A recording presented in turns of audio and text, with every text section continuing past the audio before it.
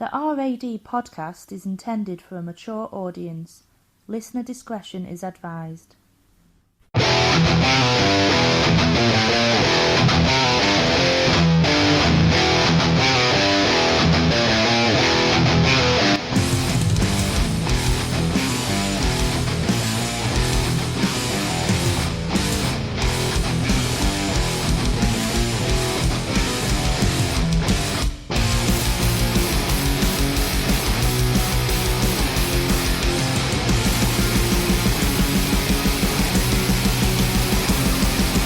Hi, and welcome to this week's edition of the RAD podcast, Random Ass Discussion. I'm your host, Paul the Hat Guy Flinders, and joining me this week we have Alan Morrison.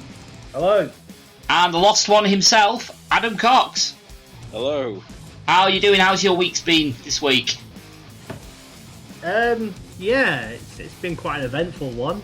This is first time in 2 years I actually did a medical cover for a boxing and kickboxing event down in Aylesbury, of all places. Far away. Any of our overseas friends who don't know where Aylesbury is, it's in the arse end of nowhere outside London. In other words, it's a long fucking way away from where he lives. 225 miles. 225 miles, and doing a 16-hour shift and coming back on the night after the match. I was dead yesterday. I really was. It was definitely worth doing. Got a fair bit for it and quite enjoyed it. For what you've shared of it, anyway, Alan's been sending us the odd video here and there of what he's been up to. It does actually look quite good. I mean, brutal. I was at the at Preston City Wrestling this weekend watching the Wrestling World Championships, and we kind of had a kind of out brutalness sort of competition. I think Alan won in every single way. No, what I'll do is later on, I'll for the people who are listening, I'll post it on the Facebook page of the video, and it's the main event, and it's pretty much what I had to deal with. Unfortunately, the guy who lost the match was literally nodded by the referee for medical cover. Went backstage to see and make sure there's any issues or anything like that.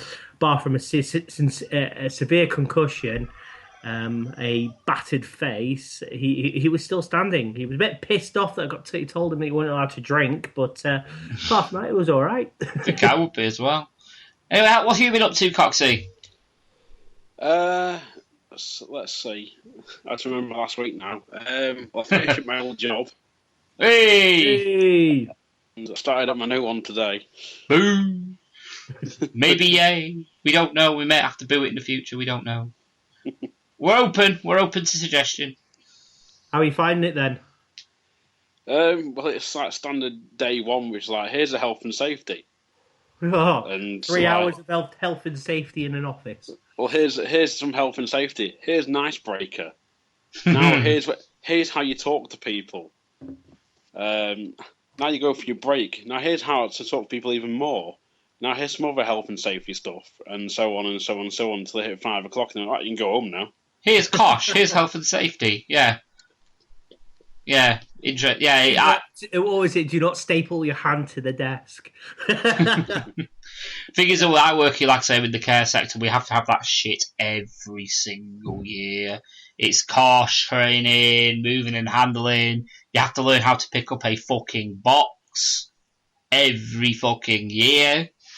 You know, it's it's fun times. You know, especially when you're it's all fun and games. We have we may have another special guest. Oh. I'm going to add him now, and I'll let him introduce himself. Do I have to say one thing though? I finally got a job again. Hey! So happy days. Is he coming in? Is he going to make it? I've added him to call us. Hopefully there's no technical issues like last week. You know, it worked and then it didn't work, and it worked and it didn't work. Hello! Sorry I'm late. Hey, there he is. It's the Scottish one himself, Xander. How are you doing? Yeah, not bad. And you've not spoken to Coxy and Alex yet, so introduce yourself, my friend. Hi, guys. Hello. Oh. Short and sweet, I like it. Hang on, I think I've actually met you. You're the one that gave me the Shelby Cobra in Forza 3. Really? Yes. Yeah, we spent 3.5 hours driving around the same track, testing it. That sounds like what we did. Yeah, that's yeah, that sounds like us. Yeah, definitely.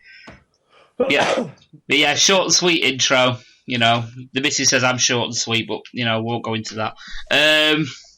It fills prams, mate. That's all you need to say. Oh God, how's your week been anyway, Xander? Yeah, not bad. Busy. Got a load of wood in the shed drying, but other than that, not bad. Good. Isn't there? Can you tell that Xander's microphone possibly costs 10 times more than mine, by the way? I haven't even tested it, you know that. So having a live test, fantastic. Anyway, we'll move on to our topic. To see there's, Xander's got a old, I think, is it a Brabham on your profile picture? It's got a Martini livery on it anyway. It is a Brabham. Thought it would be. We'll talk about the F1 finale. If you want Coxy, you're like, oh shit. Go for it. So what did you think of it? Between, you and Alan? Because I don't think Coxy's like, I don't give a fuck what's an F1 car. Fuck me, I thought it was fair game. Yeah, I'm going to agree with that one. How much you hate Nico Rosberg and think how much of a twat he is, but no, it was a well-deserved victory and championship to him. Well done, he deserved it. It was a good fight. End of the day, the guy that has the most points at the end of the season, in a way, deserves it. Yeah. I mean, he's done the best job overall. Yeah. I made this point to somebody on Facebook, I believe. I think it might be on WTF1, a post on WTF1. And it's saying, what's the better driver? The driver that wins 2 or 3 races a season but then bins it every single other race, or the guy that finishes 4th every single race and guarantees you the points? That's how Keke won his. Exactly. It's all about consistency at the end of the day. Keke only won one race in his entire career. I think he won 1 race in his entire career. That's when he won his world championship. That's all it takes. That is all it takes. I think it was fair. What did you think about the way Hamilton drove at the front? Fuck, mate, I've done that to you lot in Forza. Exactly, sandbagging. I still do that now online. Yeah, just control the pace at the front and just be an absolute arse. Not really. It's defensive driving. Well, it would be if they were attacking him. It was just the fact of the matter is we were driving just enough to stay in front, and that's how you're supposed to win a race. The way you're supposed to win a race is to the safest way to win a race is to win the race as slow as possible. And the way you win a race, you've still got to be faster than everyone else, and that's exactly what Hamilton did. See, backing somebody and somebody else is a fair tactic. Well, this is I've got no complaints. Well, how else was he going to win? Obviously, if Rosberg came behind him and he was in the same car, he was going to win the World Championship. So the only way he was going to win was A, if 2 other cars overtook him, or B, 1 car crashed into him in the process of overtaking him, which very nearly happened at one point. Yeah, you see this in all types of sport. But top of my head, NFL. Steelers game 2 weeks ago, they did what we call a fake spike. So basically, they threw the ball, pretend to throw the ball. No, in fact, tell a lie. Yeah, the fake spike. So what they did was, it was a drop goal penalty to, I can't remember who they're playing, it was Saints or someone like that. And what they did was the guy jumped over his line, jumped over the other line, and what we called an interception. So he blocked the ball, but at the same time he blocked it, he moved it to the side, and one of the wingers caught it and legged it straight down the wing. It's reason it's called a fake spike, because what they did was, instead of letting him have the drop goal like most people would do, they grabbed it and he legged it. Now, a lot of people were saying, "Oh, you can't do that. That's it's not game. It's not fair. It must be illegal." That same things about defensive. If you're defending driving, you're defending your pole position. So it's the same thing. You're defending your line in NFL. It says you use every tactic you can to defend. It's a valid tactic at the end of the day. Yeah. The whole uproar, though, he wasn't defending. He was actively backing his teammate into the other drivers. Well, that's a tactic, though, because he obviously needed other drivers to take points off him. And the only way to do that is to get him back up into the traffic so he can be overtaken. Yeah. That's it. For me, it was a valid tactic. And fair enough, they've won the Constructors' Championship, so let the other two guys who can't be caught in the championship, let them race, because it doesn't make a difference to them financially, whether it's Hamilton that's on top or Rosberg's on top. I think Mercedes' outlook on it was it's bad for publicity to see the Mercedes going that slow. Oh, yeah, of course. Yeah. Of course. Obviously, if Hamilton wanted to do, he could just put his foot down and go 3 seconds a lap quicker. Yeah. But, he was trying to, obviously, bring other cars into play, so he would have a better chance of winning the championship, which ultimately didn't happen. Because Rosberg was actually doing a half-decent job of defending his position anyway. Yeah, I'll say it's just a tactic. So, end of the day, I'm thinking another person. Michael Schumacher was bad for that. Yeah, Schumacher was just a dirty cunt, though. Yeah, well. Yeah, but he was awesome. He was awesome. He knew how to build a team around him, and he knew he could get past people, but he was too ruthless. And sometimes it backfired, and sometimes it helped him. And look at Australia '94. That was when it helped him. That was before he had the reputation of being a dirty bastard. That's exactly when he got it. But then you look at Jerez in '97, where it really backfired on him, because he was in the lead at the championship, I think, at the point. So he decided he was going to try and ram Jacques Villeneuve off the road, if you remember. But the problem was he hit the wrong part of Jacques Villeneuve's car and only slightly damaged it, and took himself out of the race. And to compound things, if you remember, there was a conversation between McLaren and Williams, if you remember. Yeah. And what they decided to do was Jacques Villeneuve moved over and let both McLarens through, so they had a 1-2, and it gave them enough points to leapfrog Ferrari in the Constructors. Yep. If you remember, to really double fuck them. Yep. And not only that, Schumacher got disqualified from the whole championship. So stripped of all points. Yeah, so that went well, but I wouldn't put that anywhere near that ballpark. And you hear people that are absolutely witch hunting Hamilton for it, putting him in the same ballpark. No. Did he try and ram someone off the road? No. Was Rosberg quick enough to even attempt to overtake him? No. Did he try? No. So therefore, I don't see what the whingeing's about. Because if Rosberg was quick enough to go and win that race, he would have done. He couldn't get past him in Sector 3. Nobody can overtake in Sector 3 there. It's a stupid track anyway. Yeah, it's a daft track. It is a daft track. There's 2 places you overtake on. That's it.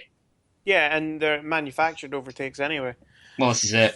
It's all DRS, isn't it? It's not natural overtaking. Yeah. So, just what's scary now is DTM has it, and I wouldn't be shocked if they got into sports cars soon. Yeah, it's not really going to make much difference in other categories, though. It already is kind of a way for the hybrid systems anyway in WEC anyway.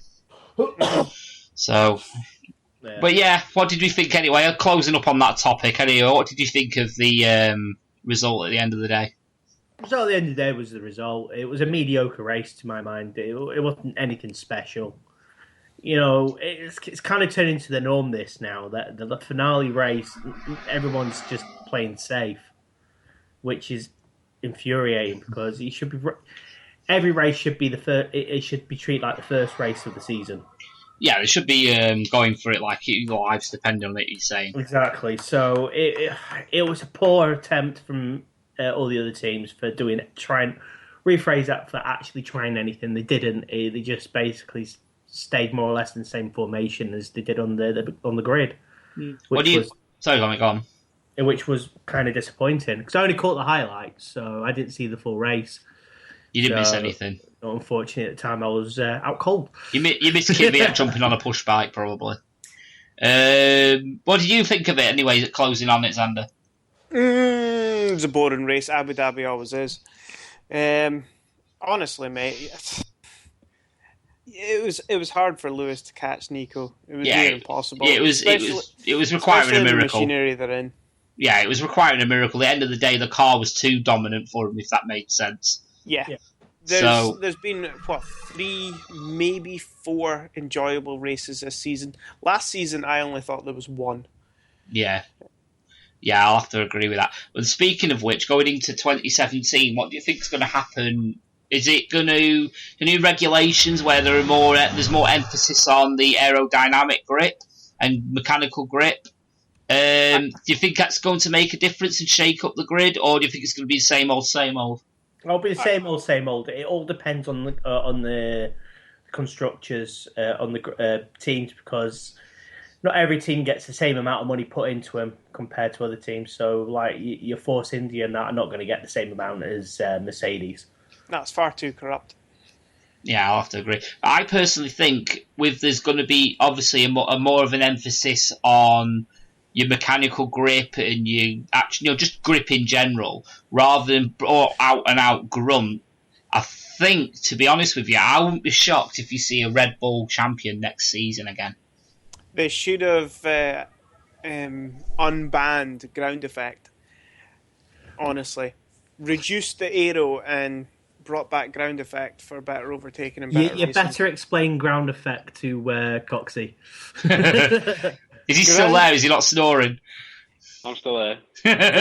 Ground effect is when the air, instead of going over the car and pushing the car down, goes under the car, goes up into a bubble, swirls around and sucks the car back down onto the ground. Imagine the car as like a massive suction cup, basically. Yeah. Consider it like a hovercraft. Again, like a hovercraft, it has metal skirts which groove into the track the entire time to keep the car pressed to the ground. And it was banned because it was far too effective and cars were cornering too fast for the tyres to keep up. Hence the massive accidents in the 80s. Oh, yeah. Beautiful. Basically, you have an accident in the 80s, it's going to be a big one. Well, when Porsche and Mercedes brought it to Le Mans, mind, you had the flying Mercedes of Mark Webber. Yeah. So that's what happens. I believe I could fly. Yeah, so can you imagine if that goes wrong at the top of Eau Rouge? It'd be entertaining, at least. That you've got to admit, that was brilliant. You'll find out possibly like a Force India, you'll end up landing on Mars or something like that. So saying that, the composition of the tyres these days evolves so much compared to the 80s. I reckon they could handle it. Well, they're changing it again, mate, because they're going to be even wider.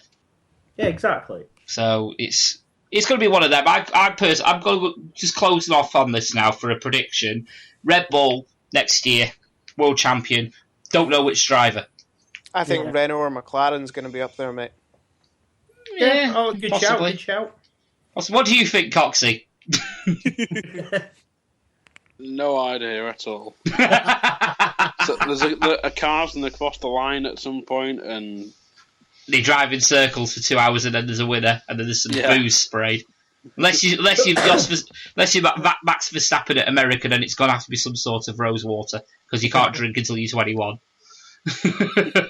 I think on that subject we should change. I think we should change. And I think, seeing as everyone's here now, who's going to be on the show tonight, we are going to announce that the Christmas Crap Stack Challenge has now started. Because as this airs on Thursday, it will be 1st of December. And therefore, the Christmas Crap Sack Challenge begins. And Xander's like, what the fuck is the Christmas Crap Sack Challenge? Well, Christmas Crap Sack Challenge is basically you have a £5 and you have to spend it only in a pound shop, so Poundland, Pound World, 99p store, anything that's a pound, basically. Right? You got up to £5, and Coxy and his lovely group on Lost Art Podcast are doing the same thing. We're going to swap over and see who wins the shit sack of the year. Basically, the person who can get the best crap sack for a £5. We still need an officiator for this, so I'm going to have words with one of our close friends and see if he can do it for us. That sounds like we need an independent judge. Yeah. So Are we going for the best stuff for a fiver or the worst? The worst. There's no best from a pound shop. Come on, let's your name's Adam Cox and he can work miracles. You've got some Game of Thrones mugs. Yeah, well, yeah, I've got two. I've actually had 3 different Game of Thrones mugs. One got broke because Ruby threw it across the room, but I've managed to get another 2. So yeah, you can get Game of Thrones mugs, all sorts. So you can get some decent stuff in Poundland. You know. Well, I was asking because I don't have any pound shops relatively close, but I have a shit ton of charity shops. Unfortunately, that's not going to count. It's got to be a pound shop. So, well, I'll tell you what you can do is you can sit out on this one if you want, but you can bask in to quote a wrestler from I saw this weekend, you can bask in its glory. I'll be up in Aberdeen before that. So you can, you can witness the carnage. Yeah. So, talking about crap sack, Coxy, bargain of the week. What have I bought this week? Oh Christ! Well, I bought those. Your brother getting a mention again, not the Disney one. My mate watched halfway through that and turned it off because he said it was that dire. What, the Disney one? No, Frozen as in the one you bought. No, I quite like it. But... Horses for courses and all that jazz. Who's eating a microwave? Who's using a microwave? That'll be the wife making herself a hot chocolate. Oh, fair enough. She's having a stressful moment. The baby's been a little shitbag tonight, so... That's kids. Yeah. Yeah, I also got a couple of Bill They get 100 DVDs. times worse. Are we getting interference there? Oh, you got. I know you got Frozen, not the Disney one. You got another DVD. I got 2 Bill Bailey ones. Yeah. And what was the other one? Oh, it was that Ghost Dog, Way of the Samurai. I'm not seen it. Ghost Dog, The Way of the Samurai. Yeah, it's a Forrest Whitaker film. This sounds like a Disney straight to DVD, if you ask me. Ghost. No, it's not a Disney one. My mate said, "Oh, it's like a bit." He said it's a bit artsy fartsy, but it's pretty good. But I saw it. My mate, he's got a guy I know on Facebook doing a 365 films thing. He posts a poster every day. He's like, "This is a film I like." One of them. This was one of the ones he posted, so I was just browsing through Pound Shop and I saw it. I was like, "Oh well, for £1, if it's shit, I'll just trade it in. If I like it, I'll keep it," sort of thing. I know at least you get half your money back, don't you, from Pound Shops? It's not too bad. Yeah. Isn't he a hitman in that film? I believe so. Yes. I'll have to look this up. Keep me because it's mad what you can find. I mean, I managed to get. I've not been to a Pound Shop this week, shockingly. The missus did. She got some radiator keys, but Wow, living the life there. I know, but I did recently, as Coxie knows, I managed to pick up a copy of Aliens on the DVD, and yeah, can I safely say? I'm going to be honest. I'm going to say it's not as good as I thought it was going to be. Not as good. It is one of the greatest films from the 80s. This is why I had great expectations of it, because them opinions that I've been hearing off people, and I watched them and I was like, it's good, don't get me wrong, but it's not like... I do have to admit, out of all the Alien films that have been released, the first one's still the best one, the 1978 Alien, because it was new, it was sci-fi, and everyone was expecting pristine, clean shit, like all the other sci-fis are, and if they're going travelling around the space sort of thing. No, it was a hardcore horror film, as it should be. I believe Coxie got the special edition of that, didn't you? It's like the definitive edition or something, but I was a bit annoyed because I bought the budget version a few weeks prior, which had Alien and Aliens in it for £4 from HMV. Fuck. So. I've got the full collection on Blu-ray. Yeah, I was going to say, I've got it on Blu-ray. You not get that from Poundland, though? No, I think I've got mine. Hang on, I'll just ask the wife. Where did it get... The wife got it for me from HMV. Oh, the wife bought it for me from HMV. I can't remember where I got it from, but it comes in a lovely box. It really does. So I'm impressed, and it's my eldest son. He loves them. He absolutely loves them, and he's 12 years old, coming on 13, and he just thinks it's brilliant. He was going on. He's not one of these film buffs like us, but he's one of these people that will sit there and goes, I like the suspense. You don't see the alien that much. And I went, yeah. And he goes, I like that. And I says, because that's how original horror was supposed to be. Yeah, it's meant to be the trick of the mind. Yeah. It's all about your psychological thinking. Something's chasing after you, but I don't know what it looks like. Well, look at Texas Chainsaw Massacre. The worst stuff you don't see, and it's all like for example, when that girl gets hung up on the hook. You don't actually see the girl getting hung up on the hook. What you imagine happens is even worse, and that's how budget horrors used to do it. Yeah, Psycho. Yeah, being a perfect one. You don't see the woman getting stabbed in the back. You see the blood. You see the blood on the curtains, and you hear the screaming. Yeah, it's all about the mind. This is it. If the horror's that good, you don't need the visual. No. You don't need the visual. You don't need the gore fest that is Saw or Hostel. Oh, no. You see, modern horror. Saw's one of these things is basically what can you do and how can you get out of it? And you sit there and not only are you watching it shitting yourself, because you're like, holy shit, what's just happened there? But it's like, how would you actually get out of there without causing yourself injury? If you think, and I quite like it like that. The first Saw movie is best because it has the suspense. Yeah, I will give it that, but after that, it just turned into gore porn. Yeah, they're all shit. Yeah, I'm going to get asked for Cox's opinion on that because you're more of the film. I would actually put you as the film expert of the group. What would you say about that? Sort of, would you say horror's better without the visual sort of thing, seeing what's going on, leaving it to your imagination, or would you say it's actually better?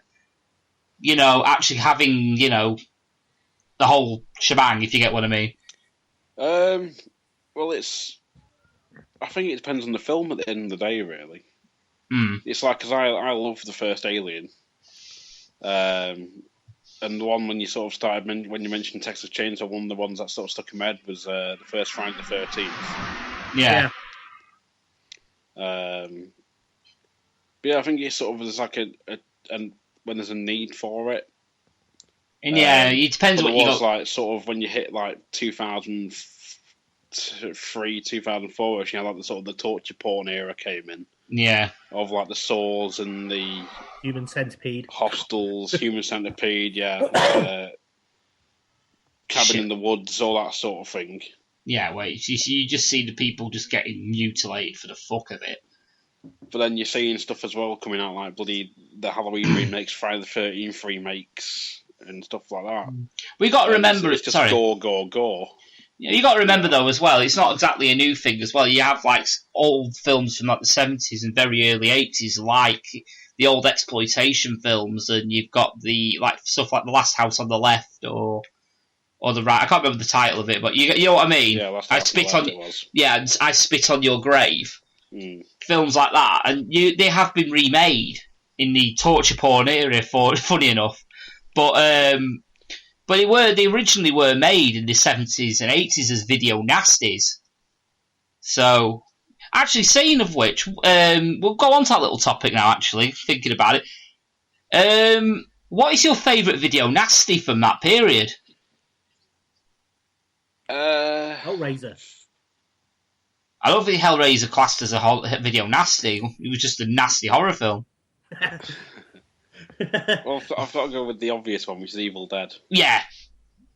I think everyone... Exactly the same thing. Yeah, I think we're all of equal opinion here, I reckon. Yeah, it's Evil Dead, it's got to be. The one that was on the banned list. Yeah, the very first one. Yeah, was Driller Killer on there? It was. Yeah. Yeah. Look for the ban list. Exorcist.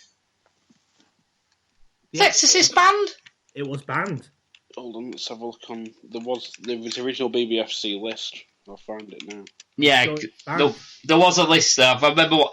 I'm going to give the guy a shout out in a way. There's a YouTube channel called Horrible Review, and he does go through the entire UK video nasty list and reviews every single one. It's actually a really, really good watch, and Coxy, I do recommend it to you. And anyone that's into the horror movies, go and watch it, because he goes through everything like Cannibal Holocaust and things like that. Absolutely everything. Even stuff I've never even heard of. Oh, there's loads. It was B-movie galore in the 80s and 90s. Exactly. And he just goes through everything. It's House of a Thousand Corpses. Yeah. Zombies film. So, yeah, he does go through, he reviews all, like, the horrible... He even did a trailer review of Human Centipede 3, and I think he actually did go and watch it and gave a review of it on there. I can't quite remember. But he does do a review of it all. It's quite, it's quite... Taste and brain dead. Yeah. So, yeah... That's the best thing about horror films back then. You just leave your head at the door and enjoy it. They're the best kind of films, though. Darling. I think Xander's just got a cup of tea. That's usually the call sign that he has a brew in his hand. He's the thank you, darling. Yes. Aww. Am I correct? You are indeed. I've known you too long. I've never even met you, but I know when you've got a brew in your hand. Jesus Christ. Is Coxy still looking through the list?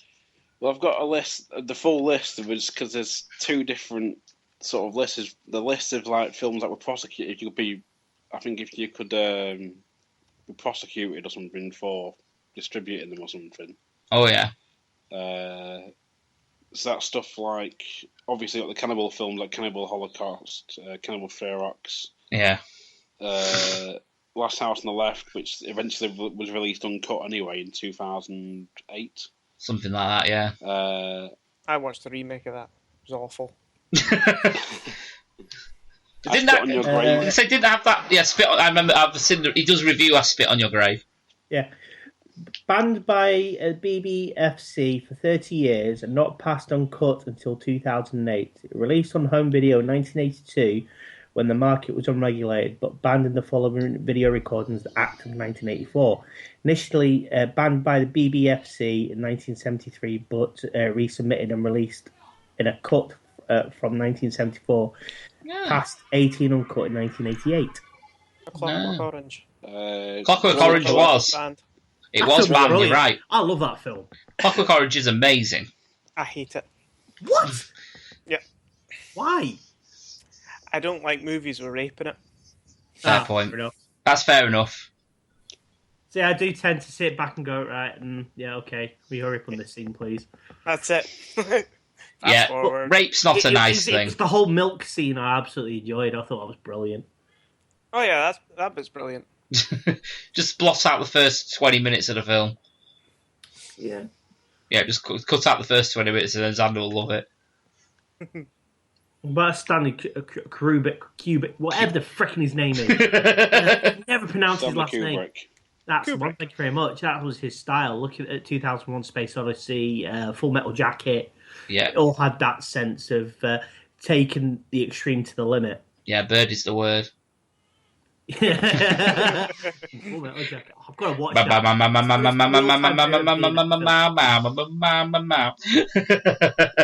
It is Family Guy's ruined it. Yeah. So here's a question. We're talking about films at the moment. What was your favourite war film? Oh, that's a The Longest Day. Good call. German officer with the two left feet. I like. I'm gonna say an obvious one. Obviously, Saving Private Ryan, but I also like Enemy at the Gates. That's a good one. And I also like Tora Tora Tora. That's a great film. Yeah. Tora Tora Tora is amazing. John Wayne just made really good war films. Yeah. The Green Berets, that was a fantastic film he did. The Fighting Seabees, Flying Leathernecks. Yeah. I can't say I've seen them. Yeah, The Fighting Seabees. I think it's still on Netflix at the moment. Basically, you follow a civilian engineering company who built like airport bases on Pacific Islands. Oh yeah, and they're basically were turned into a military unit over time. And John Wayne plays the. It wasn't the president of the company. It was more like a general manager. Yeah, general manager of the foreman. And he despised the idea of it, but came round to it eventually, and there was a love scene plotted about it. Generally, it was a really good film, actually. Really enjoyable. My dad's a huge John Wayne buff, so yeah. I've seen them all. Yeah. Tell you what was a good film I thought was a little bit underrated, possibly, was Fury. Fury? The Firefly tank they use, the Sherman? Yeah. When I was 4 years old, I've played on that tank, as well as the Tiger tank they used on the scene with the other 3 Shermans. Oh, yeah. They're all from the Bovington Imperial War Museum. Right. Yeah. Because it was all filmed outside Salisbury Plains. See, I really enjoyed that film, but I've seen a lot of people, a few reviews pan it. I bought it the day it came out, was really looking forward to it, enjoyed it, but it didn't have that extra little edge. No, well, you can't really. I'll still say this now, bar from a few exceptions. Like, I can't really say Saving Private Ryan being a modern film because it's 15 years old. It's long older than that. I think it's about 20, nearly 20-year-old. Came out in 1998. Yeah, it's nearly 20-year-old. It's 2016. Oh shit! It is. Fuck! I feel old. Another film that was slated. I quite like The Thin Red Line. Yeah, I've not seen it. Yeah, with what's that Irish actor called? Sean Penn. I've not seen it. Yeah, can't comment. I don't remember seeing it. Yeah, it's one of those forget films, but it was thoroughly enjoyable. It was like you saw the Pacific War through the eyes of 6 people, but it was all about psychological and all that jazz. But for my go-to film for Sunday afternoon, I'm bored shitless. I've got no kids in the house and it's just me. Will be Hamburger Hill. Not seen it. I need to lend you that. That's a good film. It's a damn good film. What about talk about go-to films? What is your overall go-to film? Predator. Yep. Nice. So I managed to pick 1 and 2 up at Poundland for £1. Both films. But it was on DVD and it wasn't the special edition. No, true that, but still not bad for a 50p. Go-to film. Fucking hell. I don't know. That's a hard one. That I have a few. So rattle them. I'll go for comedy value would be the Blues Brothers. Not seen it. Really? Coxy, you've seen that, haven't you? I have. Yeah. I genuinely haven't. Need to lend you that as well. Yeah. Look, I'm going to be busy with films that sound of this. Fucking hell. I won't be funny. I didn't see Lion King until 5 years ago. No, but Blues Brothers generally because it's just funny. It's stupid but funny at the same time. Well, I'll have to. I'll give it a look. See. 2 of my other films, like Sunday favourite after roast dinner, would be top of my head for The Hunt for Red October with Sean Connery and with the worst Zulu. Russian accent. Yeah, and Zulu. Zulu, yeah, okay, I have seen that. Everyone's seen It's Zulu. stupid beyond the acting's dire. The whole blood scene's hilarious with tomato ketchup, but it's a really good film. That'll be all over Christmas at some point. No, your Christmas war film will always be The Great Escape. Yep. There is that as well. What about you, Coxie? What's your go-to film? I think he's there. He's there. I'm here. Don't know what Fanboys. Fanboys. Yeah. I've never seen that one. Nope. It's the who's in it now? There's the guy from Balls of Fury, and he was in something else. I can't remember the name. No idea, mate. Except Rogan has like Will Shep in like a random cameo.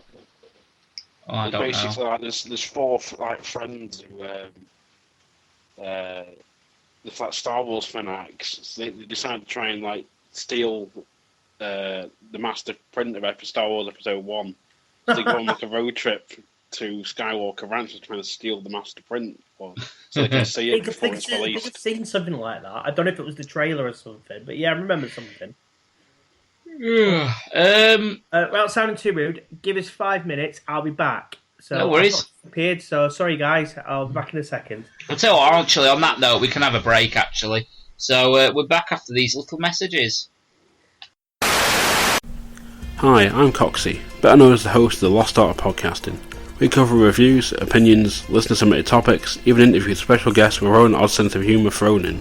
You can listen to us on Spreaker, Stitcher, iTunes, YouTube, even Castbox, whatever that is. For more information, find us on Facebook by searching Lost Art of Podcasting. Follow us on Twitter at Lost Art Podcast. So join us, shall you? And now it's back to Paul and the guys for some random ass discussion. Hi guys, remember you can follow the RAD podcast at Facebook by going to www.facebook.com/UKRAD podcast. You can follow us on Twitter at UKRAD podcast. Don't forget to check out our friends at the Lost Art of Podcasting by visiting www.facebook.com/Lost Art of Podcasting. You can also follow them on Twitter by using the Twitter handle at Lost Art Podcast. Don't forget to check out our friends at Mystery Island and go on Facebook. Go www.facebook.com/2theisland.com. Also check out their podcast and give them a like and a subscribe. You can also find the RAD podcast archive on YouTube. Just search on the YouTube channels and you'll find us. And finally, check out the sponsor of the PCW Prediction League, Avant-Garde Security. They specialise in static security, gatehouse security, and house CCTV and business CCTV. So if you feel like your house needs a little bit of security, or you're a business owner and feel like you need some security, just go over to www.avant-gardesecurity.co.uk. That's www.avant-gardesecurity.co.uk. Now it's back to the RAD podcast. Welcome back to the RAD podcast. Alan, I'm going to hand the show over to you so you can, Oh, hello, Nathaniel. Nathaniel, what topics have you got for us? Colic. How to get rid of it. Oh, wives' tales, how to get rid of colic. Oh, God, don't have kids. Best way. Best way, don't have kids. That's how you avoid colic. Just don't have kids. Oh, are you all right there, Alan? Yeah, my topic is the death of Castro. Oh. Yeah? Yeah, the great Cuban leader. Oh, hang on. Bear with me a sec. Yeah, the great Cuban leader died recently. His 50-year reign of Cuba has finally diminished. So who's moving to Cuba and starting a revolution? Cuba, Alan. Yeah, I cocked up last night. For some reason I keep saying Cuba was in the Mediterranean world. Clearly meaning to say the Caribbean, so whoops. Oh, well, you had your education in Blackpool, mate, so that, Yeah, that's true. I'll be honest with you, I don't have much knowledge of Castro, so I can't really contribute on this one. So my point about it is the whole communism, and does it work? No. It's clearly 50 years, and Cuba just seems all right, fair enough. It's in a world of it's still in the world of the 1950s, but no one's. I was going to say no one's died, but clearly there's been loads of people that have died in Cuba for it. But they're still going strong. They're self-sufficient. They get on with it, and they must be doing something right if that happens. Yeah, but like you say, they're stuck in the 1950s. So where's the progression? Well, sometimes it's good not to progress if they're happy with the state they're in, you know. Oh. Hello? Sorry, random. I went to click on a news link then and it just jumped in with like, here's an autoplay video. Yay for technology. See, if this was 1950s, that wouldn't happen. We'd be writing it down or be actually doing it live on the radio. On a ham radio. Yeah, on a ham radio. Yeah. Breaker, Hat Guy and Eddie. Yeah. Breaker, Rubber Ducky. We're all on a convoy.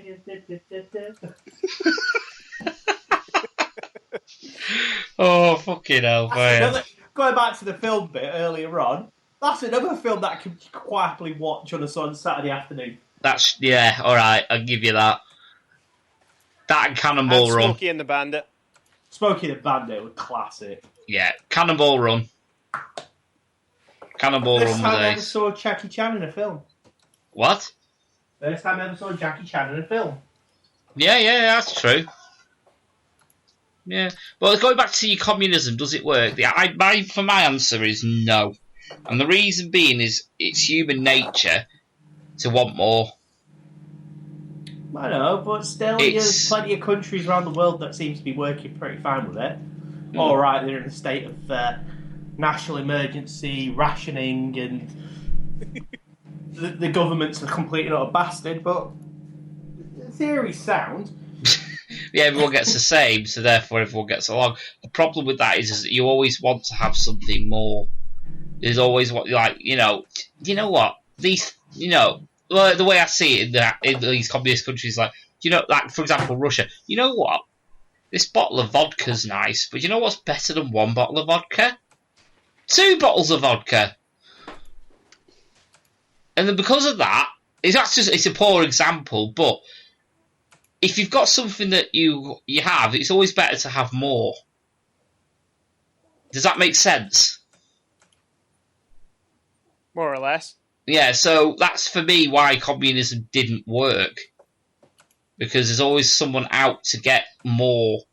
There's always someone out to get more money, to get more food, to get more clothes or whatever it is that you need. I know that, but think of it like this. But who's the biggest marketing export in the world at the moment? You tell me. China, yeah. What's China? They're not communist. They are communist. They're not communist. They are communist. Yeah, they are. They're not communist. They were communist since 1948. I'm going to look this up. Holy shit. They've just been allowed internet outside their own country. I thought that was Korea. North Korea. No. North Korea is definitely communist. May as well be on a fucking other planet half the times. Yeah, if you look on Google Maps and you try and look on the satellite view, it's not there. Basically. There's nothing there. The actual landmass is there, but there's nothing on it. Yeah, but Castro, did he actually do good or did he actually do evil? I don't have enough information to tell you that. Well, think of the massive fuck-ups that they've had in the past. So you got the Cuban Missile Crisis in 1954, 55. Who says that wasn't the Americans' fault? Exactly. Cubans were only going, yeah, sure, Soviet Union coming over to our country and planting some nuclear missiles. Yeah, sure, go for it.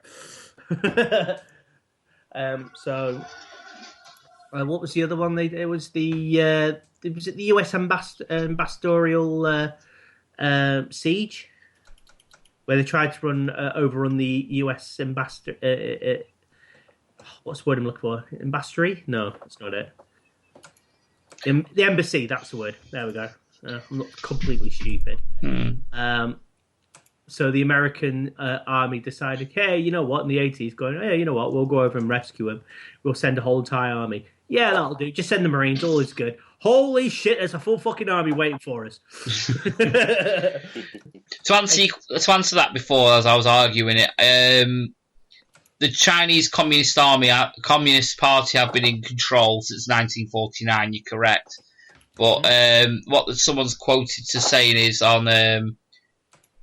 So I got this quote from Quora is, I would not call China a communist country, I would call it a capitalistic economy with a socialist tendencies governed by an elite one-party system that is protectionist in nature and not willing to share its monopoly on political power. So it's still it's like the best of both worlds in a way. Yeah, I think the basis is communism, but they're opening up. Look at the deal they did with the UK last year when they came over and met the Queen. Well, the President met the Queen and they came up to Manchester Airport, and basically dumped like millions of pounds into the economy in Manchester and surrounding areas. This is it, yeah. So you see, right, here, have some money. We'll support you. We need it in a minute, but yeah, like I say, I think let's just say we're all right on that one, and we was all wrong. So my next topic is a bit down to earth. Is the UKIP party? Hey! Everyone likes the UKIP. UKIP they're so stupid, it's unbelievable. You can't hate them. It's like Nigel Farage is the Donald Trump of the UK. No, what you people who vote UKIP are BNPers who don't want to look racist or completely racist. Pretty much. Yeah. So in the past 6 months, 7 months, they've had 3 different leaders. Nigel Farage handed up the boots. This woman takes over within 12 days of being in power, jacked it in. So it was like, okay. And now we have a new guy in called Paul Nuttall, who actually looks like Eddie Hitler from Bottom. He does look like Eddie Hitler from Bottom. No word of a lie. I've got the BBC app on my phone, so if anything like breaking news comes up, it comes up with like a little icon. Your notification saying, such and such has done this or such and such. It came up, he goes, what was it? It's Paul Nuttall takes control of UKIP. All right, click on it. So, holy shit! Like, wow! Showed the message and she agreed with me, and I was there going, wow, can't believe it looks like Eddie Hitler from Bottom. Well, it's quite apt, isn't it, when you think about it, that they've got a leader that looks like a comedy character. Because it's a fucking comical party, isn't it? Let's be honest. I mean, what's the point? Not only that, it looks like a leader looks like a comedy character with the name Hitler in it. Like, wow. And the best thing part, the woman who was standing, was it Secretary... Oh, hang on, let me just find this. The Deputy Chairwoman, Suzanne Evans... is, sorry if this sounds a bit racist, is black in a UKIP party. What the fuck? Well, this is what the UKIP party aren't necessarily like they're not stereotypically racist like the BNP, which is why they get the coverage that they are. They're anti-Europe. They're anti the organisation of what Europe is, and they want the UK out of that organisation. Now, this is my point. What's the fucking point of the UKIP party if we're now going independent? Why would you vote them in power anywhere when they've already achieved their objective? And they're like, what are you going to do about this? What are you going to do? Don't know. So that's why they're attacking immigration now. Well, they have been from the get-go, but it's been European immigration that they've been mostly attacking. Yeah. Because it's basically, you've got a visa, come and stay. But that was basically their whole manifesto was. You see these dickheads from Europe. They're coming in. They're going to take your child. They're going to take your child. They're going to take your jobs. They're going to take your jobs. They're going to take all our women. They're going to breed us out. Yada yada yada. Basically, the man from Poland was the boogeyman, the boogeyman. Basically that was what they were coming up with, and now we've got out of that. There's like seeds planted for like a points-based system to get in the country. So if it was, like I say, if it was me, I would say, I've already made my points clear actually on this podcast, but I'll reiterate it. I'm not against immigration. I'm not against people coming in and doing a job, but they've got to do. I would like people to come in to do jobs that we've not got the skill to do. Say, for example, if we've got a skill shortage of people who are being doctors, why not bring somebody in from another country who can improve the situation in our country by doing a job that we haven't got the skill to do? But if you're coming into this country to go and stack shelves on a fucking Tesco, no, give that to somebody who's not got a job skill, but is looking for work and is willing to work. Yeah, I know. But people are coming in from Europe and just coming in, doing 6 jobs on minimum wage, working every hour God sends. Oh, granted, they are hard workers, but why couldn't you give 6 people them jobs? Because, as I keep saying, British people are greedy. They won't work for what they for pittance, and they're lazy. Well, this is where you have to penalise people. This is why you stop being such a nanny state. Because we will move out of Europe, we can put harder sanctions in for people who are capable of working but refuse to do it. And that's what they're doing with the new benefit system coming in. Well, this is what needs to be done. Now, obviously, at the minute, it's not benefiting me whatsoever because the way the benefit system is the aim is basically to make it undesirable. So people going, oh, if I go on benefits, I get more money than working. No, what they're trying to do is for the people who are working, the benefits are there to support them. Yeah, which is, in a way, though, they are squeezing that and squeezing that and squeezing that. Like, for example, at the minute, on my wage, I've had to drop hours because I was going slightly above £16,000 a year. Now, when you get to £16,000 a year or below, you're entitled to free childcare. Nursery places, things like that, which enables people to go to work. And once you've got that 2-year grant, it's called, and once you've got the 2-year grant, you don't have that taken off you, because what's the point in working to the point where you can get the 2-year grant, and then all of a sudden you start working a certain amount of hours that takes you over the threshold, you can't have your 2-year grant anymore. You're back to square one again. Yeah, well, unfortunately. But you don't. Wait there. But the 2-year grant doesn't disappear. You keep getting your 2-year grant so you can continue to work. Mm-hmm. That's what it's there for. It's not for people who just want to have the kid's gone to nursery, we can spend our benefit money on pot and just get high on it. It's not that sort of thing. It's not what it's meant to be for. It's meant to be to support working families, which is what they're bringing in, because it's now going up to 30 hours for 3-year-olds. But like I say, the minimum wage is going up, but the cap isn't going up. The cap's staying the same. Does that make sense? Mm-hmm. So it means you have to work less hours to get to that cap. Now, when the minimum wage goes up, my wage will go up in line with the minimum wage. So my wage now, when April hits, will go over that barrier. Now, because my partner doesn't work, that's going to cripple me, because that means we can't afford childcare for my youngest. So which means my partner can't go to work. So we're financially worse off me working more hours. And that's where the benefit system is wrong. Does that make sense? It does. So, for me, it should be sanctioning people who are capable of working, but don't, but supporting the people that are willing to work, and giving them people jobs to do. Oh, I know what you're on about, yeah. So that's what I think it should be. And then people who are coming from abroad and coming in to do 6 unskilled jobs shouldn't be coming in to do 6 unskilled jobs. They want to stack shelves, they can do it wherever they can. Excuse me. To be honest, the government wanted to introduce, when you first move into the country, first 2 years, you are not allowed to claim benefits. Well, good on them. And you're not allowed to work over a certain amount of hours. In one job. Yeah, go on. Sorry, mate, go on. So I think they want to cap it to like 32 hours.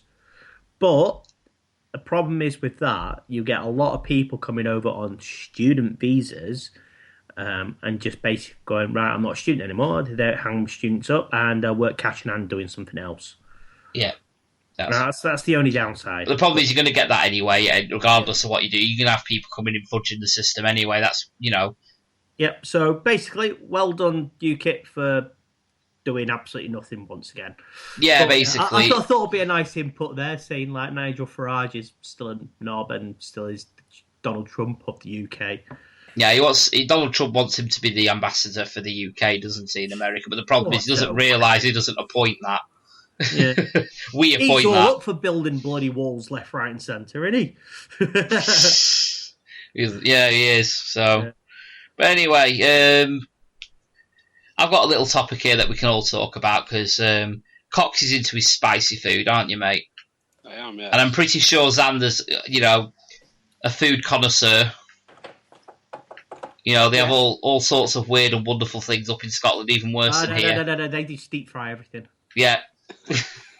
I don't even own one, you know that. He doesn't even have a mic. No, he doesn't even. No, he has a chip pan. Chippy round the corner. He has a chip pan. Yeah, pretty much. But yeah, I will just. Sorry, Meg, go on. Spicy food. Yeah, it's not necessarily just spicy food, this topic. I just know that Cox is into his spicy food, so it could be relevant in some way. What food challenges have you done and actually completed? Like, if you've gone out somewhere and there's been, like, the challenge meal sort of thing that's on the menu, have you took any on? And have you completed any? Yes, and yes. Divulge. My first one was the Hildbeed Tower Burger.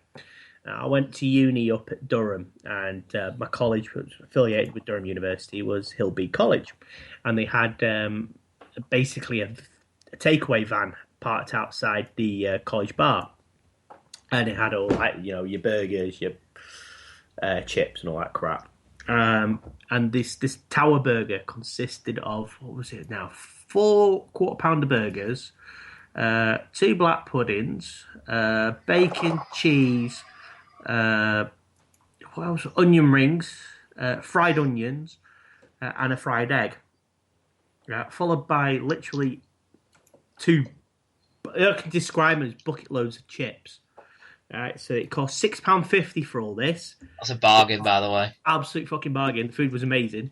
£6.50, and you have to eat it in under 20 minutes. And you got a T-shirt, you got stuck on the wall behind in the burger van, and everything. So yeah, I did that in 10 minutes 55. That was my claim to fame, the first ever one that I did. I'm not shocked.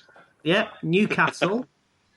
There's like I'm hungry. Can't say it's a restaurant, but it's like a cafe sort of thing. And they had the 5 spicy chicken wing challenge. So using ghost sauce, 5 of them, and you had to eat them. I think you didn't get a time limit on this one because they were that ridiculously hot. I scoffed them. I think it took me 45 minutes to eat 5 of them. You weren't allowed milk. You were only allowed water and beer. So yeah, that was done, and you got like a picture on the wall and announced on Facebook sort of thing. One that you've done as well, Paul, the Swift Hounds Burger Challenge. Oh yeah, that's mental, to be fair. Yeah, I've annihilated that 3 times. See, I've attempted it 4 times, I've mailed it twice. Attempted it 3, done all 3. I am fat, by the way. What else was it? There was a couple others. There was the. It wasn't an official one, but it was eat 6 Big Macs in an hour. Nice. That's easy. Now, it all depends, though. Because, unfortunately, when you get to my ripe old age, you find that bread is stodgy and fills you up. So try eating 6 now. I don't think I could do it, but yeah, that was quite a good one. And the 120 chicken nugget one. What? You got to eat 120 chicken nuggets. You die. I've tried all sorts. So yeah. What about you, Coxy? What have you done? I've not actually done any proper food challenges really. Oh. I was there when my mate took on the kilogram challenge at like a Swift Hound or the Lord Derby or something, or one of those, the Flaming Grills, whatever they are. And I was there when he beat that, and I also saw him demolish a 10-piece breakfast at the old Scoffs Cafe. Wow. Fucking hell. Yeah, I've seen some corkers knocking around Facebook. You get them every now and again. You get a picture up, can you eat all this? Yeah. And the one that sticks in my mind was that breakfast. Oh, God, yeah. And those silver dining trays. and you had to eat that. You opened at 8 o'clock, and it had to be finished by midday or something. But it was fucking huge. It was like 9 sausages, 12 hash browns, 15 rashers of bacon, beans, all sorts on it. It was basically, imagine your bog standard English breakfast and then multiply it by about 10. Yeah, so that was basically what was on. I've seen the picture. It's basically a giant tray with just a whole it's basically a whole animal on a tray. Yeah, it was like a silver service tray. It was huge. What about you, Xander? You've done anything? No, I haven't. There's not really much to do up here like that. Bullshit. What they tend to do, what they tend to do in Scotland, where he's living at the minute, is they get a giant pitchfork. They find the nearest sheep. They stab it. They spit roast it alive, and then they have to eat that, and that's their challenge. From snooter to tutor. That's a coup. It's not a sheep. Or Angus cow then. An Angus cow deep fried. Deep fry it. Just get a bath and just heat that up, a tin bath. Get about 4 cookers on the go all at once so it sits on top. And if you're pissed and Bucky, just don't look at it. I think I'm going to get into that. Fucking hell. Oh, it's a bit warm, this. I'm sure there's a 72-ounce steak challenge in Aberdeen. Oh, that wouldn't surprise me, to be honest. Next time you're there, mate, and if you see it, photograph it. If you can. Yeah, I'm sure it's at the other end of Union Street. I can wander up and hear a swatch when I'm there. Yeah, photograph it and send it and post it on the group. I'll tell you what would be an idea: doing a live show, doing the shit sack swap over, right, in the Swift Hound, eating the challenge. So I get Coxy into that. Fucking belting idea. That's it. We can have that. Could be. We'll be there in spirit. Honest. That's it. That's it, Coxy. We're gonna have to do that. Me versus you. Lost Start versus RAD. Burger challenge. Well, you mentioned heat, so I thought you at least say the hot challenge or something. But... I've done that. I've done the hot wings. I've attempted the hot challenge in there. It's not good, mate. You may as well just slap LSD on your tongue. Yeah, you see through time. It's that hot. I just couldn't manage it. I didn't even eat half. Mate. It was just grim. The challenges I've done though, I've obviously, like I say, I've took on that challenge burger, which you didn't go through what it consisted of, did you, Alan? No, I can't remember what it had. It has 2 beef patties on it. It's got a bacon pat. Oh, is it a gammon one? One of the other. I think it's a gammon one. It's got a chicken burger on it. It's got bacon on it. It's got chili beef on it. And it's got cheese on it, but I have it without the cheese because I'm a fussy fucker and I don't like cheese. And it comes with double. It comes with. It has a steak knife stabbed through the top of it, doesn't it? Yeah. And onion rings stacked on top of that, and then you've got a double. And then you've got double portion of chips with it as well. I don't know if there's a time limit on it. No. Basically, finish it. Yeah, basically just finish it. But they've got bigger ones than that at the Swift Hound. Like the Pin Lid Challenge, which has got like 3 stupidly big burgers and fucking all sorts. One that I have completed, the only other one that I've ever completed was a 2-foot long hot dog, which was a doddle. What did you do? Just slid down your throat? Basically, yeah. Coming from Blackpool, that's fucking easy. I'm used to having hot dog in my mouth. Wow. Just announced, guys, he's gay, so nice knowing you, mate. No, I'm not you, really. Oh, you know about that. No. The other one that I've tried, they don't do it anymore, but it's also another one of them flaming grill challenges. You know, like you say at the Lord Derby, or... In fact, I did do it at the Lord Derby, actually, Coxy. And it was the fire extinguisher challenge. The what? The fire extinguisher. Oh, yeah. It came with 24 hot wings in it. and it had a bowl of nachos with like chili sauce on it, but it was like, I don't think it was even hotter than ghost pepper. Me. It was something like that, and it was it came served. Yeah, when you got served, you actually got a pair of them, them clear gloves. Yeah. You have to eat it with them on, or is it hurt your fingers? Jesus. Well, they did that. They bought that burger challenge in that way. It's like naga chili on it or something, plus wings, plus something else. That's the hot. Yeah. That's what I attempted. And I didn't even eat it all. Right with that one. That killed me. That nearly killed me. But the hot wing challenge, I was fuming. Absolutely fuming, because I managed to get... There was 24 hot wings in it. I ate all the nachos and everything. I struggled with the nachos, by the way. Really struggled.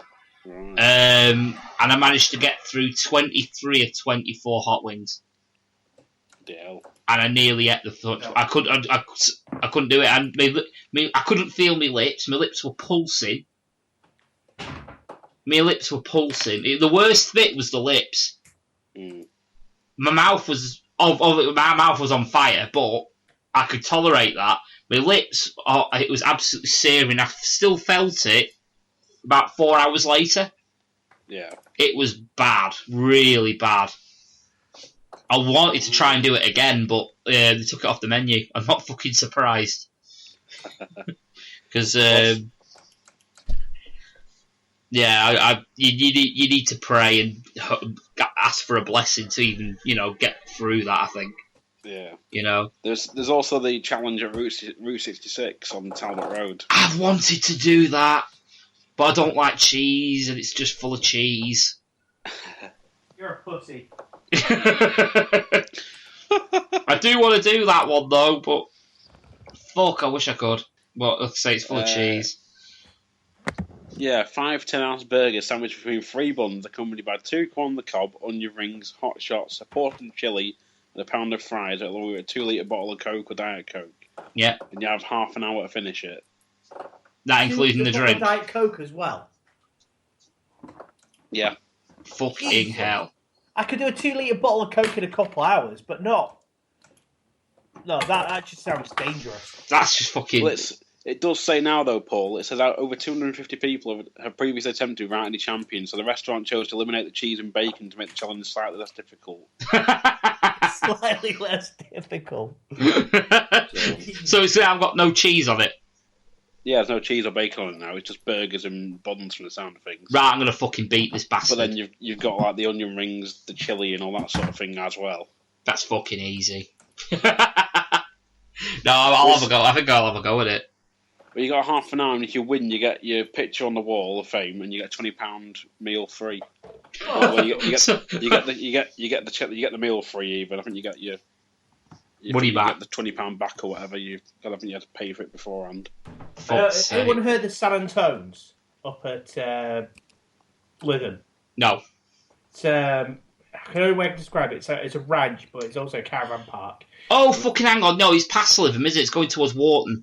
Yeah. Yeah, I know it now, yeah. They do steak challenge. I think it's like a 43-ounce steak or something.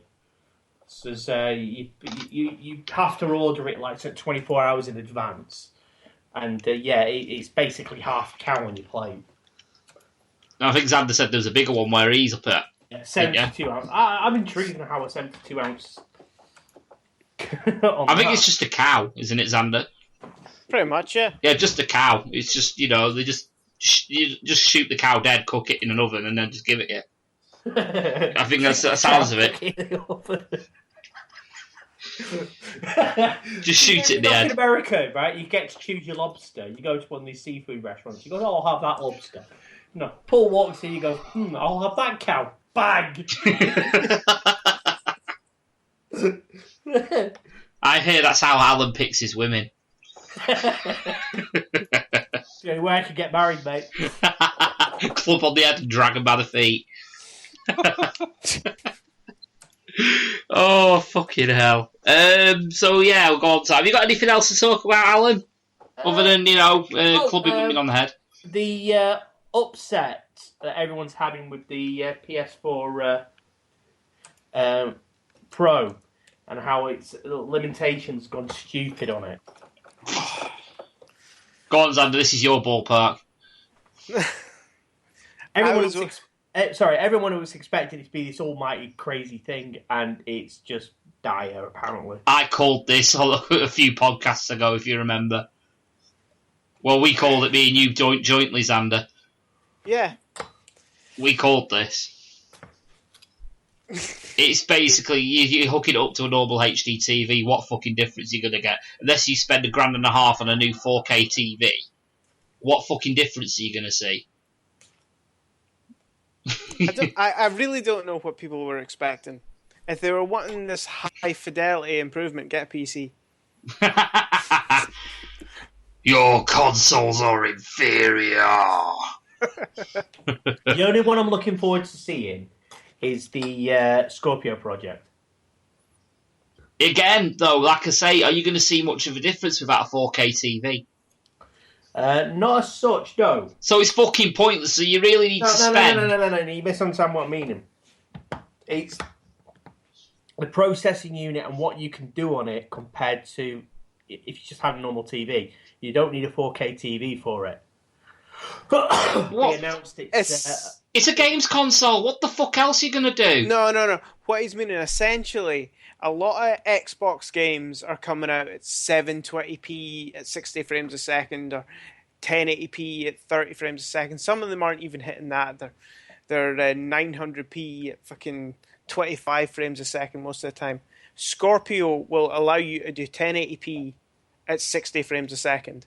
Right, okay, fair enough. So it's fuck 4K. It's 4K is still pointless. Well, I was just going to say, because if there are people thinking, look, you can play PS4 now, nice and shiny on a 4K TV, but then a lot of people thinking, well, I haven't got a fucking 4K TV. You know what I mean? I was just thinking to myself, why would you need to spend £2,000 just for a gaming experience? Like you say, get a proper decent gaming PC for like a quarter of that price. Well, it's not only that, right? A couple of years ago, everyone was raving about 3D TV. And I said it was a gimmick you could play certain games on it. You could do this, you could do that on it, you could do the other. And that didn't go far, did it? Well, look at the 3DS. I know, fair enough, it's all this, that, and the other, but how many people do you actually see that actually play it with the 3D on? I don't own one. My friend did. When he first got his TV, he was like, oh yeah, look what you can do, this can do that, you can do the other. And after about 3-4 days, he's kind of got bored of it and turned it off. All right, fair enough then. If you my 3D and my telly, I don't use. The last film I watched in 3D was Mad Max, and it was really disappointing. There you go. I just put it on normal Blu-ray the next time we watched it, and it was much better. This is it, 3D is a gimmick. It always has been. I mean, it screams 80s drive-in cinema. It's just one of them. It's just something that's not really necessary. For, like, oh my god, look, there's an axe that's flying at my face. Oh, look, it's not real. All that kind of 3D, that's the pointless 3D. It's the wide cinema panning shots in 3D. They look the best. Yeah. Or you go and see IMAX. I haven't been in cinema in so long, I don't even think there was IMAX back then. I mean, I've got no excuse, like I say, I live across the road from the Odeon, and I've, since I moved there a year and a half ago, I've gone to see Sausage Party. That is it. So, that's, I'm even worse than you. I'm okay, fair enough, you've not been to the cinema for that long, but I live across the road from one. Coxy used to work there. Yeah, Coxy used to work there. Don't remind me. Yeah, Coxy's worked in 2 cinemas. We won't mention names. But, yeah. But, like I say, like the example of a 3D TV, who has a PS4 here? Yes. I don't. When was the last time you actually used the share function? I used to share the OneDrive function on my Xbox One all the time. Yeah, do you do it now? Yes. Okay, what about you, Coxy? Have you used the share function yet? What, to share? Screenshots and video. Yeah, what you can do, you can screenshot what you've done, like on games, or you can send a video onto your Facebook or things like that. I've done a couple of screenshots for that when I've got a trophy and stuff, but it's The problem is when you take a picture, it takes up like quite a bit of memory because I think it's like 13. I looked at my thing and by the amount of all the pictures I had on there, or whatever, it was like 13 meg because it takes a picture every time. Yeah. Every time you get a trophy, it snapshots it. Yeah. But have you? Sorry, mate. This is why the Xbox is so superior because it doesn't save onto your hard drive. There is that, but when was the last time you purposefully, Coxy, when was the last time you purposefully screenshotted something to share to someone? I've never done it purposely. There you go. Really, it's... Well, this is it. What about you, Xander? I have never used the share function on PS4 because I have a PC. Ah, but you do have a PS4. Yeah. And you do play it. Yeah. And you've never shared anything on it. Nope. That's the point. I mean, everything was made up with like, look at the PS4, you can share your videos, you can share pictures, you can share play. When was the last time you actually heard anyone say they actually fucking did that? This is my point, the selling points of 3D TV. When was the last time that you actually heard someone go, oh, do you know what? Just randomly go, oh, do you know what? I watched this 3D film the other day. It was awesome. I've never had anyone come up to me and say, oh, I've watched this 3D film and it was awesome. It's a fucking gimmick. That's all it is. I was just playing Project Cars while talking to you lot. I have now just switched it off. Because I have a PC and I'm able to do that. Fucking PC master race. There's a thing like my mate David, one of his friends posts, he's like, I'm on Twitch or whatever, streaming WWE 2K17 live. It's like, I can't really be arsed sitting there watching some guy playing 2K17 when I'm playing myself. This is it. But yep. The exception to the rules, if you're stuck on a bit of the game and you want to watch somebody see how they get past that bit, then you can obviously take tips. That's the only way I can actually see it being useful. How often do you get stuck on games these days, though? It's fucking very rare. The difficulty in games has dropped to be honest. Alien Isolation, I'm stuck. Yeah, but there's certain games that are aimed to be actually really hard, whereas if you go back 20 years, nearly every single game was fucking nails. Well, I would love to say I could help you, but I have it installed and I haven't played it yet. So, Alan, fuck you, spoiler alert. Cheers, darling. Honestly, I haven't been stuck in a game in a very long time. I have. Yeah, it's called Forza 4 and I'm a retard for it.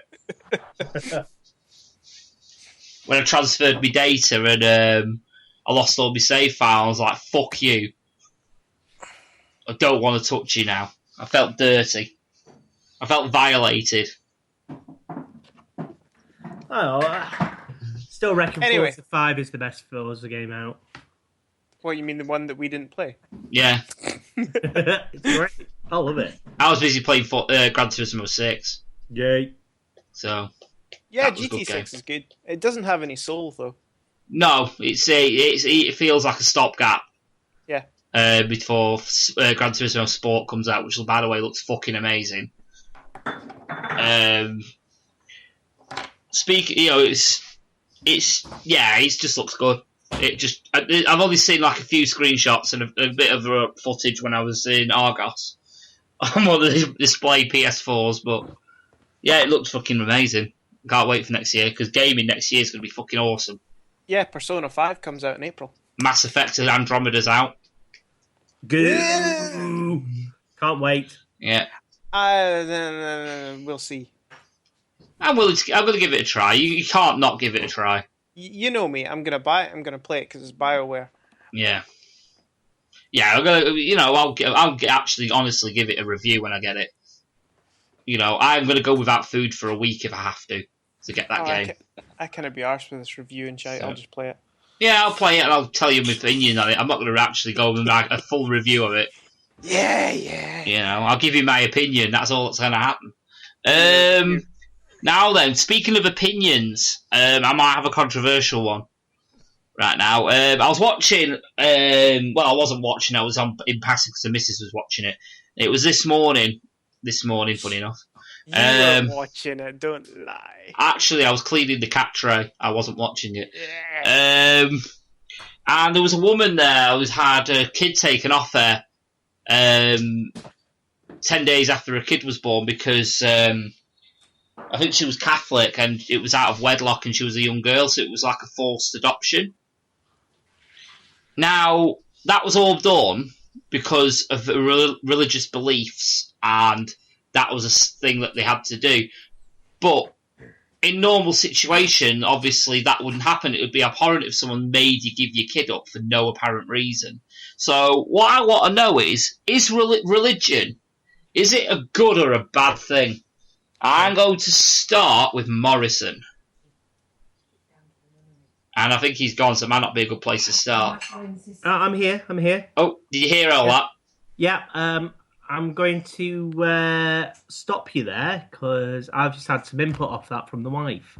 Oh. And it wasn't down to the religion, it was down to the nunnery. It's still to do with religion. No. Because Catholics... Catholic Church Catholic Church now went along with it, but it was never actually sanctioned by the Pope. There you go. Fair dues. But the reason... But the Catholic religion has to be sanctioned by the Pope. Yeah, there you go. Okay, fair enough, but... Alright, it's a general statement then, but, you know, in religion, is it a good or a bad thing?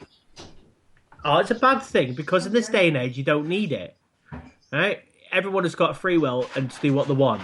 It's not like the 19th century where, yeah, it was frowned upon in that society. In today's society, it's not frowned upon.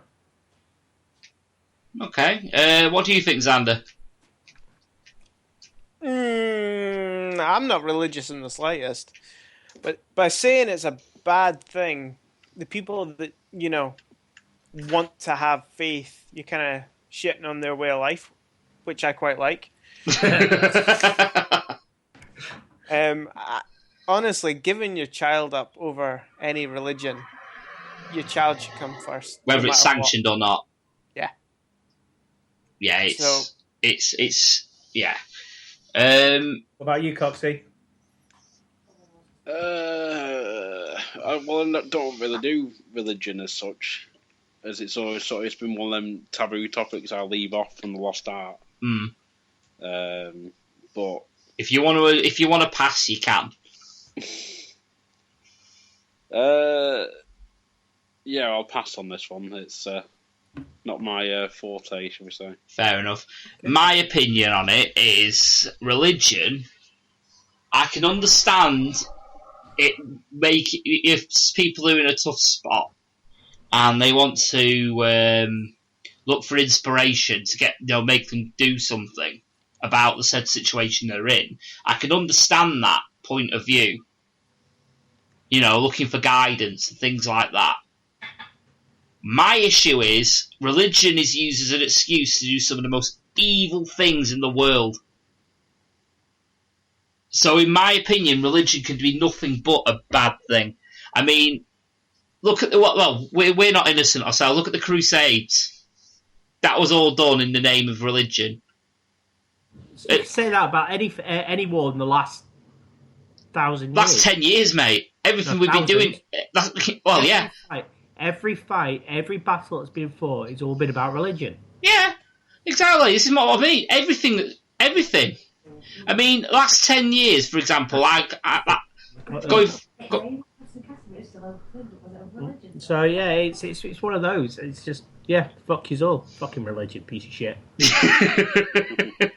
But the way I see, like I say, for example, last 10 years, religion's been used as an excuse for the likes of Al Qaeda, for the likes of ISIS, things like that.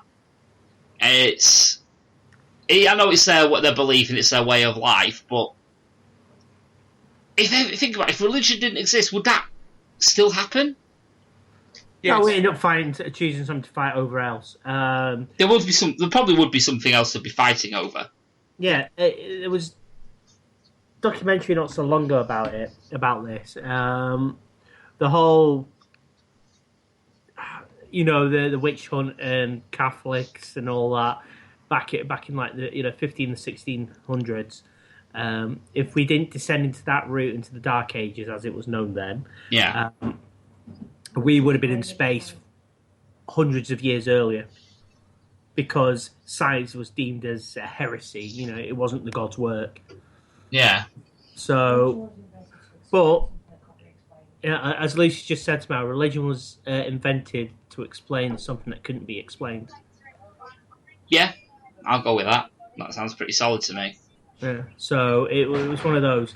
But so if we didn't have religion to fight over, we'll have something else to fight over. Oh, yeah, it'll be resources. Resources. If we're in space hundreds of years ago, we'll be fighting over technology. Yeah, exactly. Like technology is a resource. System. Yeah, technology is a resource. It's we'd always find something. Yeah, we'd always find something.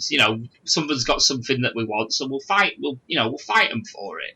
That's the way it is. But the thing is, though, you're fighting an ideology with a lot of religions. It's an ideology, and for example, ISIS's ideology. I'm not going to say it's a Muslim ideology, because it's not. It's ISIS's ideology. Their ideology is fuck the Western world. We want our way of life forced upon the Western society, because the Western society's way of life is, at odds to theirs. So what's their way of doing it? Same way we did it 500 years ago. Exactly, but what was we was doing it in the name of Christianity. Still doesn't matter. Religion's shit. Exactly, that's what I'm trying to get at. Is religion is, end of the day, a lot of the reasons behind why a lot of abhorrent shit happens in the world. Mm-hmm. And the other one's money and resources. Yeah. And we're always going to fight. It's in human nature. Yeah, tribalism. Yeah. End of the day. So yeah, I'm going to say religion's a bad thing. That's my opinion on it. Which is why, yay. Do you want to move on? You got anything else, Alan? No, that's me. Oh. Well, I did want to touch upon Preston City Wrestling this weekend. But the bloke who attended it with me decided he didn't want to fucking come on the show. Thank you, Darren! Yeah. Yeah, thanks, Darren, yeah. Twat. But yeah, you missed out anyway, you guys. I know Coxy was going to come, but you got too busy, didn't you, mate? Yeah, it's everything at once. Yeah, and I can understand why Alan didn't come along, because he was busy with babies. So, boxing. And boxing. So, boxing babies. Boxing babies, yes. Boxing babies, youth sport. Shall be on YouTube in the near future. Yes. Boxing babies. You can see it being on ITV. Prime time. Replacing the X Factor. Fucking right it is. Fucking right it is. Just for the record, Honey G. Honey G. Talking about Honey right G. Off. Yeah. CJ. What's his name? CJ Banks. Yes. Yes. Put on Facebook, Twitter, and Instagram. Honey G, I'll give you a job. You can sing my intro music when I come on to wrestle. Hashtag Honey G. What was it? Honey G feet CJ Banks. At this point, I was there going, "What the fuck are you doing?" He goes. So I messaged him, like, "Why?" And he goes, "Well, think about it. Great publicity because everyone hates the fucker. Everyone hates me. All is good." To what I noticed about Honey G, if you just take a pic, if you take the basic still image of Honey G, and you look at her from the glasses down, shut up. She kind of looks a little bit like Morrison. Does it fuck? She fucking does, by the way. Does it? I'm not Honey G. Alan, Honey G Morrison. That is it, that's your name. Well, saying that, guess what my Halloween costume is for this year? Honey G. Is it just as bad as going as Lady Savage? Not Lenny Savage. That's just your day-to-day routine. What's his name? Paedophile. Jimmy Savage. Jimmy Savage. That's right.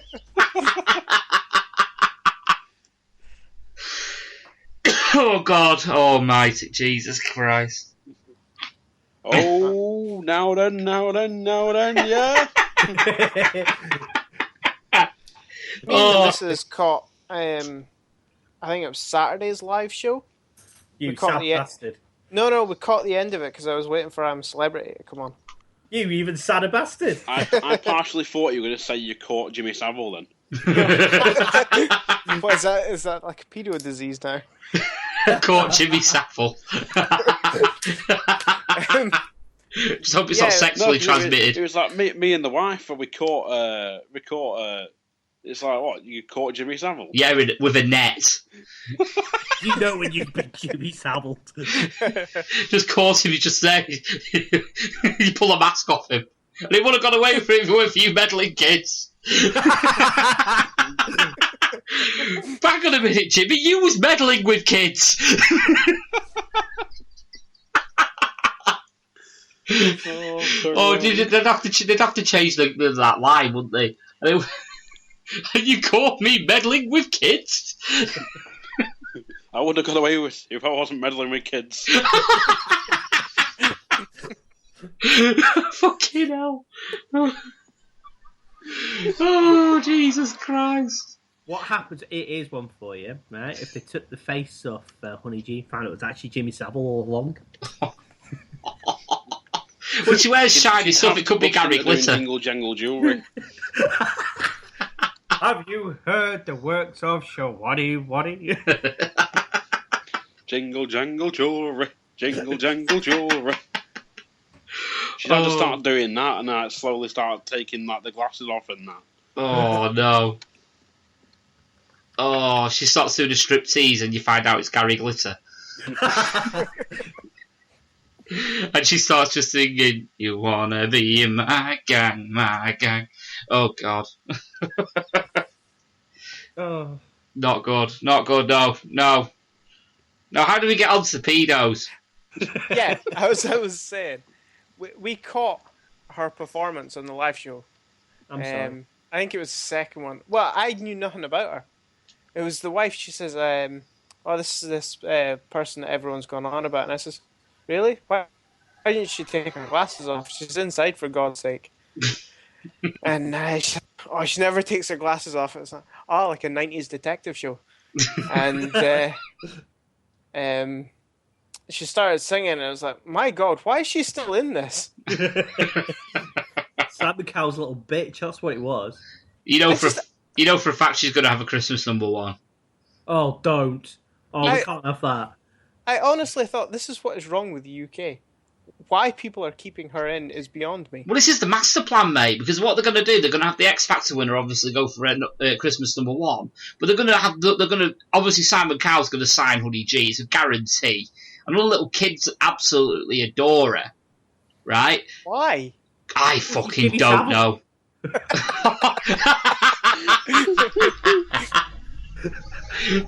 Fucking hell.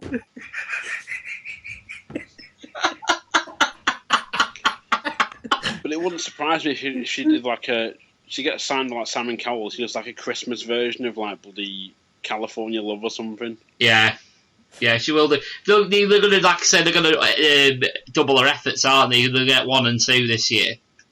See it coming. No. As much as it'll sound like her, like surprise. As much as the song would sound like her just like throwing a bag of cats at a wall repeatedly. Yeah. You know. While grating them at the same time. Yeah. The wall's just a giant grater, and she's just repeatedly slapping these cats against it. Yeah, that's what I imagine the song's going to sound like. Yeah, so it's like I use Snapchat a lot, and it's like the Sun's got their own Snapchat.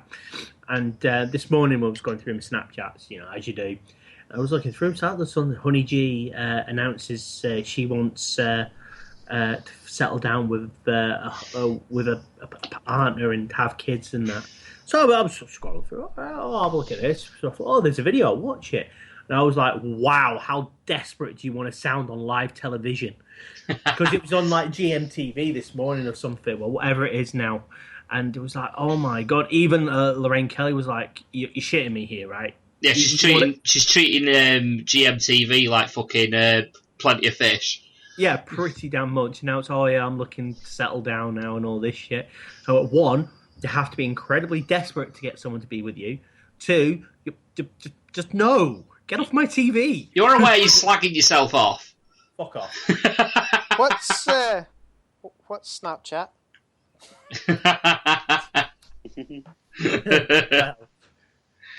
Oh, man. Snapchat is where you can take pictures or videos that will last for up to 8 seconds and deletes itself. So, you know... Like Pornhub. Get close enough. It's how you send dick pics and don't have it burn you. It's a good way, to be honest, it's a good way to catch up on wrestling. Because WWE have their own Snapchat thing, so it's good for highlights, and the NFL as well. I just use like Facebook. Pornhub. Yeah, like Pornhub. Have you seen that screenshot that you put on the group? No shit. You need to post it, you moron. Yeah, it was, exactly. Anyway, I'm going to wrap things up now anyway, because I need a bag of shit, so... Yeah. Right, I've been Paul the Hat Guy Flinders. I've been Al Morrison. Who's next? I'll let you go, Xander. I've been Xander. And I've been Coxy. Thanks for listening to the RAD podcast. Your support is always welcome. Leave us some feedback. Let us know what you think. Don't forget, you can leave us listener topics. You don't have to wait for us to ask. Yeah, thanks for listening. Catch you next time on the next RAD podcast. Bye-bye.